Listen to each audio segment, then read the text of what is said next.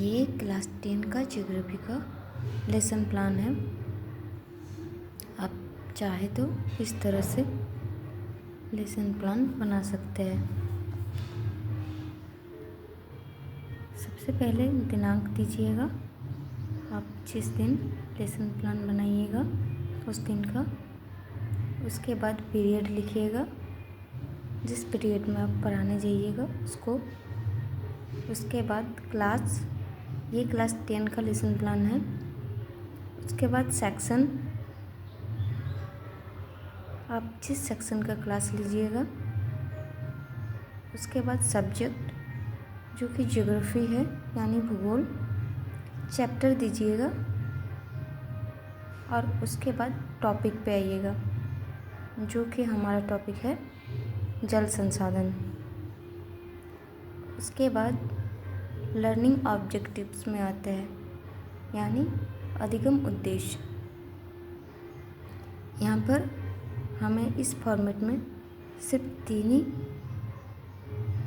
Learning object को mention करना है। पहला है छात्रों में भूगोल विषय के प्रति रुचि उत्पन्न करना। सेकंड में है छात्रों को भौगोलिक तथ्यों का ज्ञान कराना।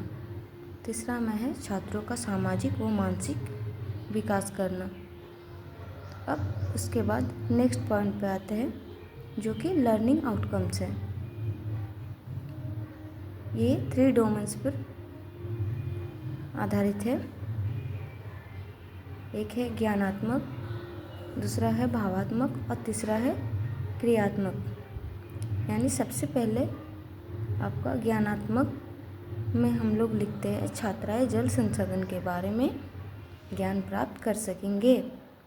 दूसरा में है भावात्मक, जिसमें लिखना है छात्राएं अपने दैनिक जीवन में जल के महत्व को समझ सकेंगे। तीसरा पॉइंट पे लीजिएगा क्रियात्मक पक्ष में होगा छात्राएं जल संसाधन के लाभ तथा हानि के बारे में जानने में सक्षम होंगे।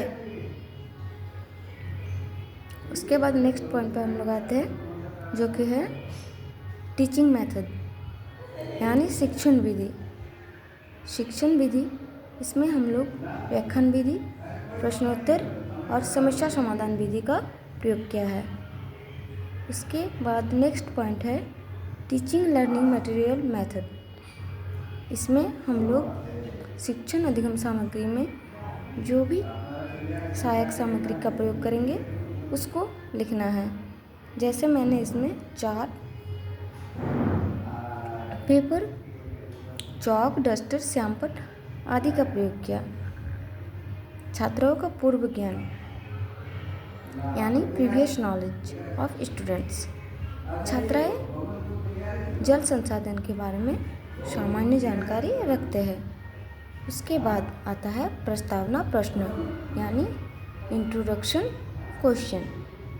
इसमें आपको ये टॉपिक से रिलेटेड होता है। एक में है हम लोग का टॉपिक जो है जल संसाधन, उसी के बारे में हम लोग को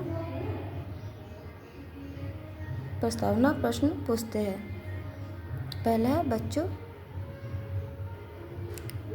पानी को और किस नाम से जाना जाता है ना संभावित उत्तर। इसमें बच्चे उत्तर देंगे जल।